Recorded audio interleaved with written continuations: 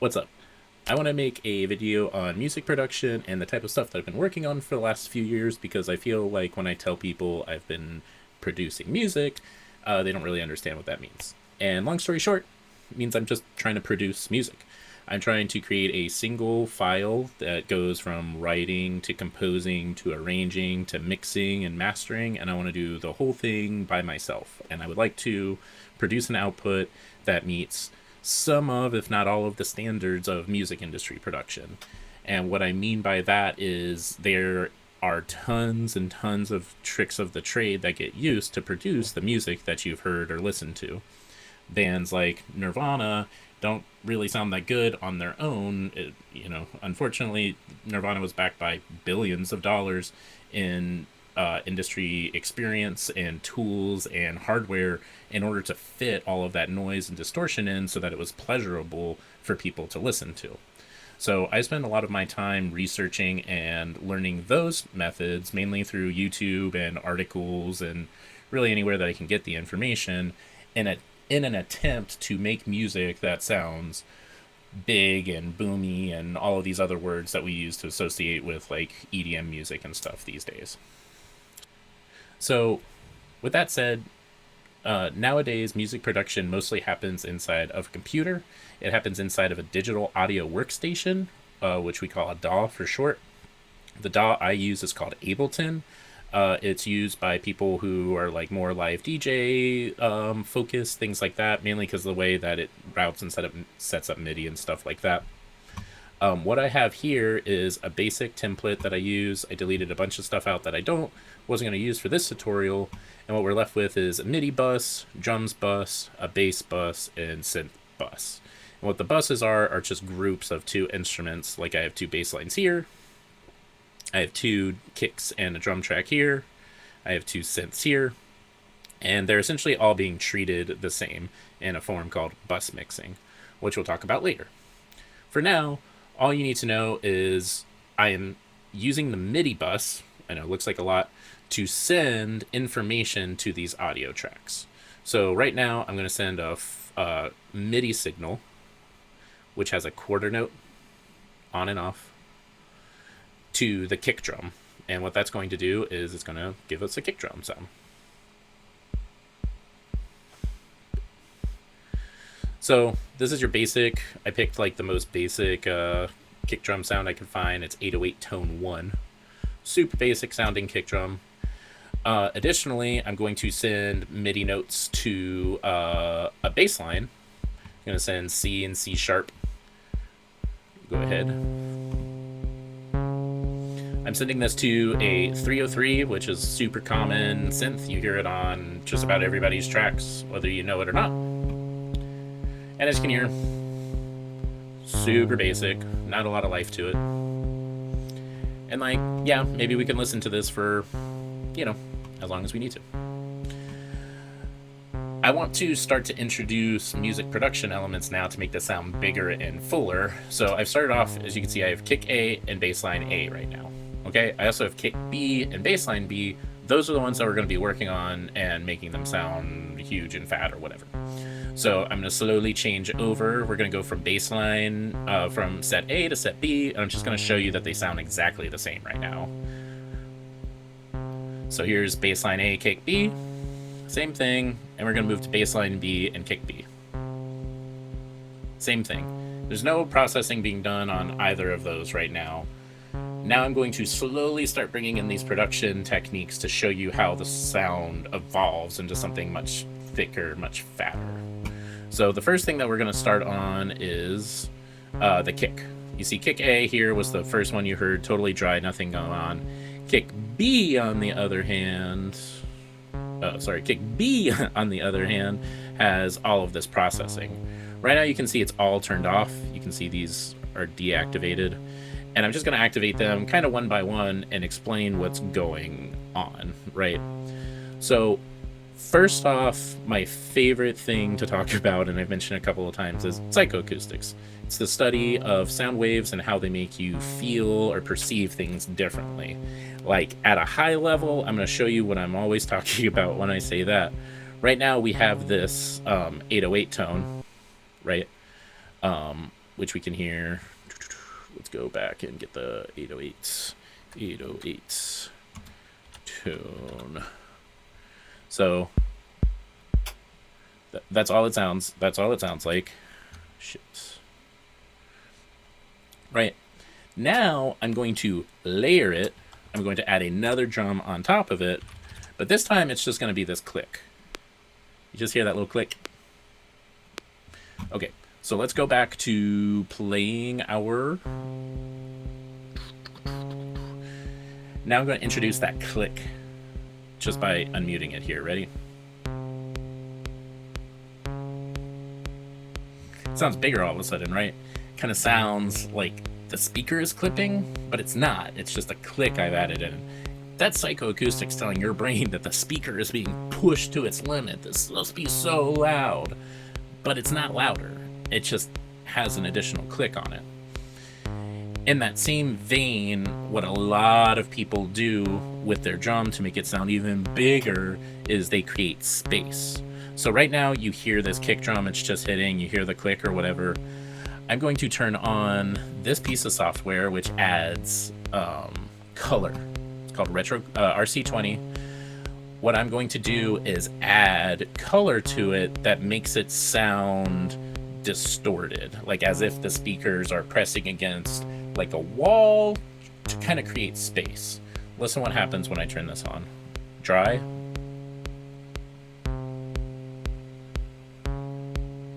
Do you hear that little slight? And I can turn it up here to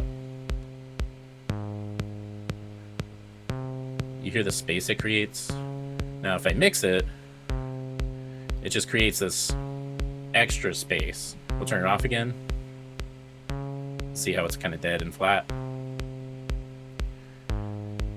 Now we have space.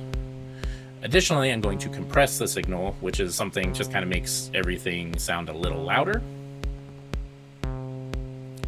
Not super noticeable maybe on your speakers, but on my headset I can hear a difference, and I just always like to have that on. So I've already talked about the click. I've talked about creating space with the noise, with the color plugin. Now I'm going to turn the utility on, and what I can do there is I can adjust the width. Right now you can kind of hear, I've talked about narrowing the field a little bit to get stuff punchier. Let's turn the utility on. Nothing going on right now. I'm just going to narrow the field a little bit. You're going to hear... Do you hear how it's much more centered now and the bass is still a little outside? It makes that drum just a little bit punchier. Gets your attention just a little bit more. And then finally, in order to really push the limits of the loudness of this, I'm going to turn on the limiter. What the limiter does, it says it's got a ceiling at like pretty much 0 decibels, and it's going to show us when we start to push that. And I can start to push it. Do you see how now it's hitting the ceiling and it's reducing it by this much volume? So your brain feels like, I can't handle any more volume. It's so loud. It's like tapering it off a little bit. And I can push this pretty hard.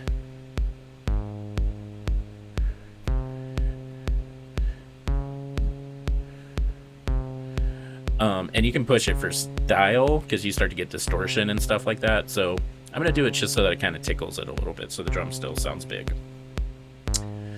Now, that's it. That's it in a nutshell. It's everything that I do. I just use these tools and stuff to make things sound big, fatter, different than they actually are. That's called where I'm at right now. I'm kind of tonally shaping everything per track. I'm going to go and do similar stuff over to the bass line real quick.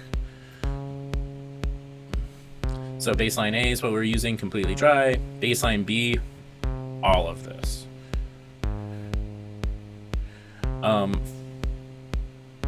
For now, we'll turn on, we'll turn the drums off for a second just to give us some focus on the bass line, okay? This is a standard 303 tone. Again, sounds kind of thin, kind of flat. A lot of people use chorus to start off, but I'll turn this completely down. Turning the chorus on, and I'm going to slowly introduce the effect.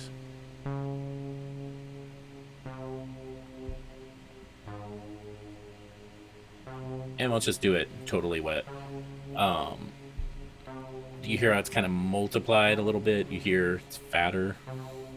Next, I'm going to use a little overdrive, which is generally a guitar element.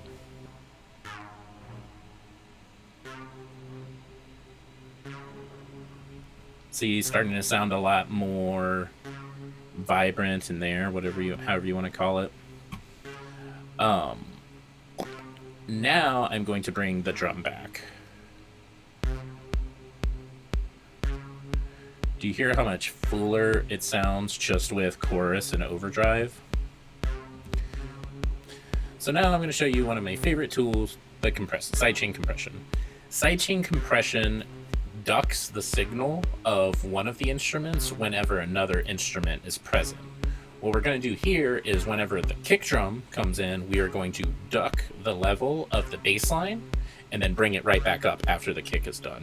This is going to give both of the instruments room to breathe during that one brief moment that everything hits, and it's going to make both of them sound louder just because they both have room to breathe. So right now, no sidechain compression, sidechain compression. And I can kind of exaggerate it a little bit.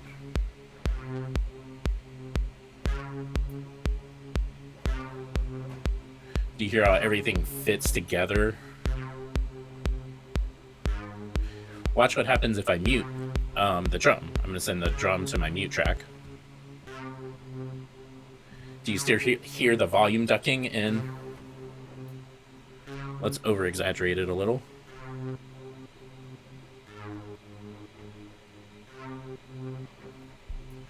Hear that? Those are kind of extremes. That would be if you really wanted to push this, but we're not going to do that. We're going to do a little softer. Now bringing the drum back in.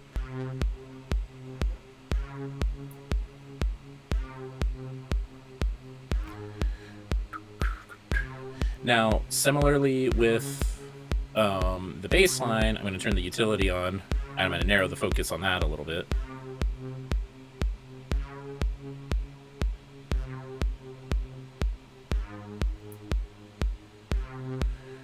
Hear how centering it kind of clears it up, makes it sound punchier. Additionally, I'm going to turn on some mid and sidechain EQ on. This is going to remove some of the low end from the center and the side so that the drum really commands the low end. It's kind of off right now, on.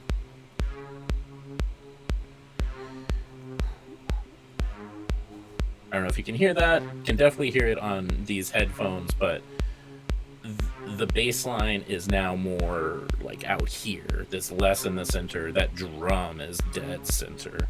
And this is kind of, you know, typical EDM production to keep the drum, which is your main focus, up front. Additionally, for synthesizers, you have OTT. OTT is a multi-band compression tool. It's built into Ableton, and it's a secret tool for a lot of EDM producers. It pretty much just takes the whole thing and raises all of the little harmonics, all of the little things. It's called expanding out, but then at the same time, it compresses everything that goes too high. So it really crams the sound in there. So let's hear it off, on.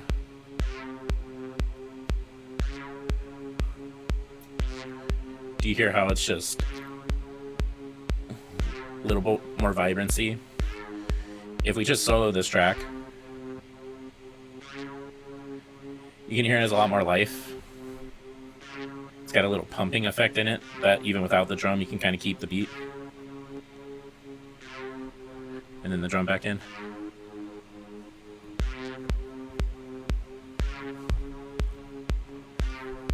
So that's it. In a nutshell, that is music production. It's everything that I've been doing, from tonal shaping to bus mixing to psychoacoustics. And pretty much in here is where I'm trying to find my sound, the style, how hard I'm pushing compression, what types of effects I'm using, and things like that. So when I say that I'm working on my sound, this is what I'm talking about. Okay, so that was basic music production techniques and tricks. I just want to show you what somebody would do to finish a track. Additionally, I have some synths here. For the bass line, as I mentioned earlier, which is like C and C sharp, I actually created a chord progression for the bass line. And for with that, I wrote out chord progressions. I wrote chord progressions for the rhythm, and then I took those chord progressions and like shifted them up an octave for the melody. The rhythm is just going to play those chords like rhythm chords, and the melody is set to do stuff randomly. I am using Elements, which is a virtual synth for these. It's just going to send MIDI information to these, and I can change the timbre and change the synths around however I want. So real quick, without the synths, it is going to sound like... Here's the bass. And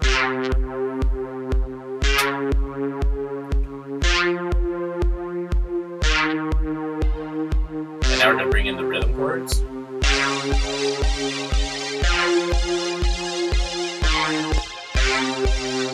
Out of sync for a second. Like I said, I can change this around to anything that I want with Elements. Don't like the fat triangle.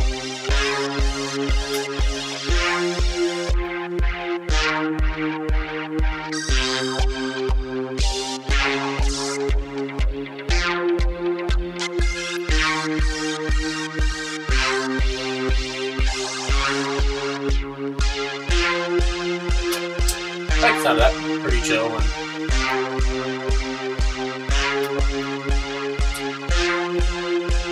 And then similarly, we can introduce a melody.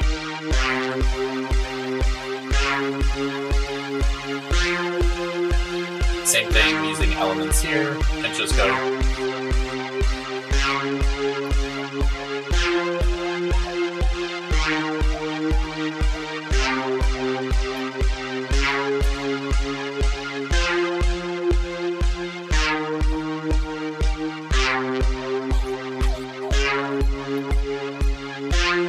There you go, kind of hear everything now.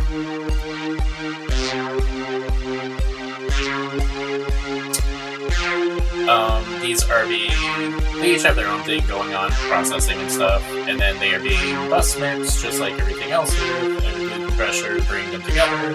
It's being lightly sidechain compressed by the kick, so that it feels like it's in the mix, and then it's being limited, just like everything else is.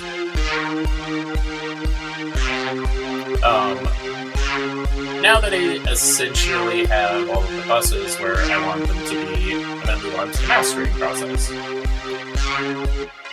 The mastering process kind of finishes the track and gets it ready for publication on whatever service it is that you're using.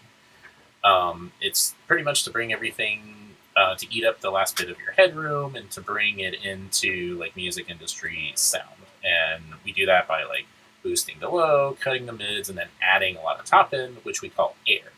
Air is another psychoacoustic trick that makes things sound expensive or produced, because it wasn't something that we were able to replicate until we got into like digital replication and stuff. So when you add that in, well, there was analog stuff too, but when you add that in, it makes it sound like it's been through a studio professionally.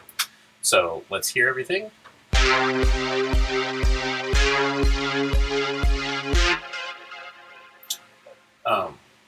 Before I add in all the mastering effects, we have one last thing to talk about. We have our buses, we have our master. Hidden here, because I haven't had it up, are our sends and returns. This is what we call parallel processing. What it does is allows, instead of running inside of the bus or inside of the chains individually, it allows us to send multiple instruments to a dedicated reverb and a dedicated delay channel. And what that's going to do is bring all of the sound that much closer together, which we call gluing the sound together. So let's hear a little bit what that sounds like. Here's the track. Let's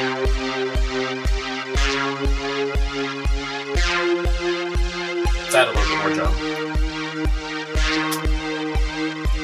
Oh shit.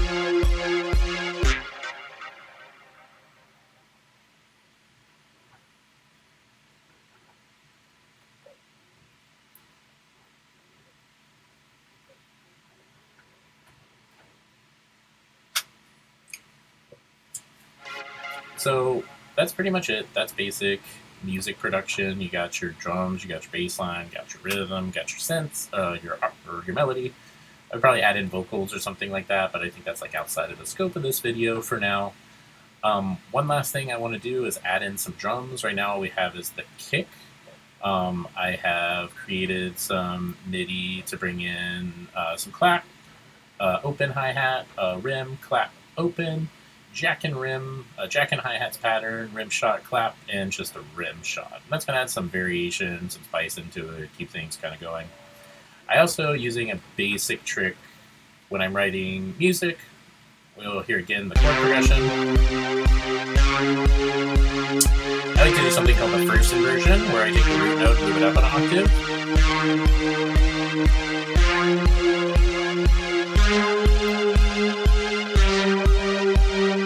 Same chords, different energy. Let's add in that clap and that open hi-hat.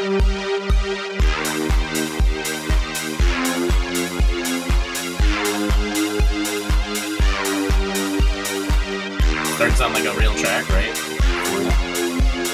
We'll add in the rim shot.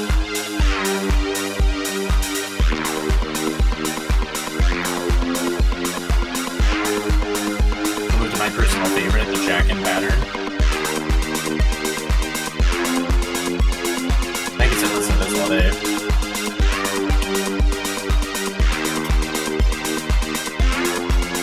So now that we've composed, we got all the buses kind of where we want them to be, I move on to mastering, which is kind of the final step. Mastering is wrapping everything up so that it can be published onto whatever format is that you want it published on.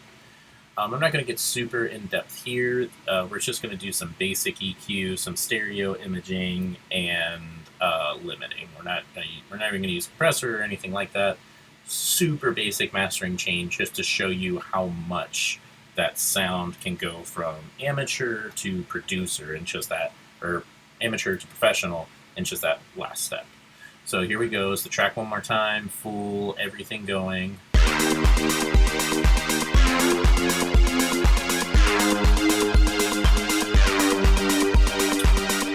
First thing we're going to do is we're going to start sending all of these to our parallel tracks.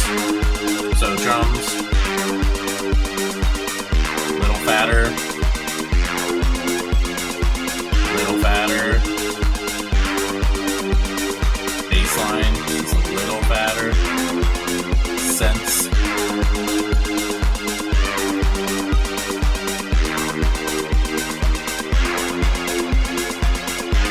a little bit more on the lead maybe.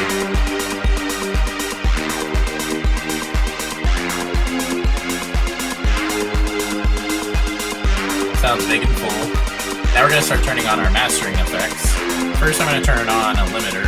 See how we still have some of this headroom that can be in. Start to push it. See it flipping a little bit. Reducing the gain. Turn on some stereo imaging. And finally, some basic EQ where we do solos with the mids and attic.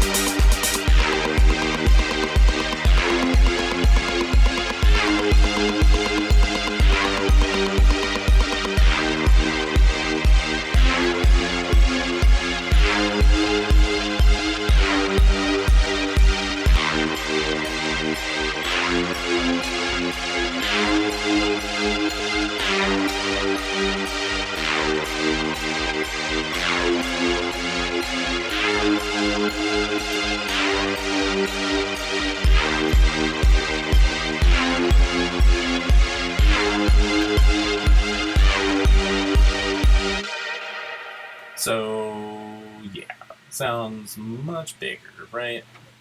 Go back. Do you remember what that first kick and bass line sounded like?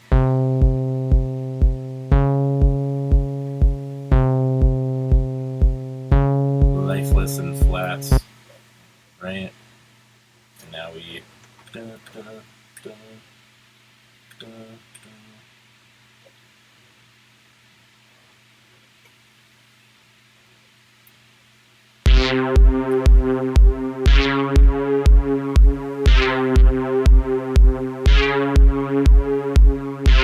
Insane how much bigger it sounds, right?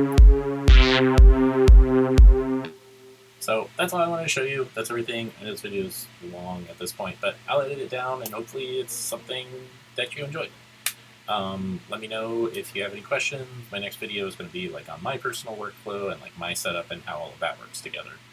So thanks for watching. Talk to you later.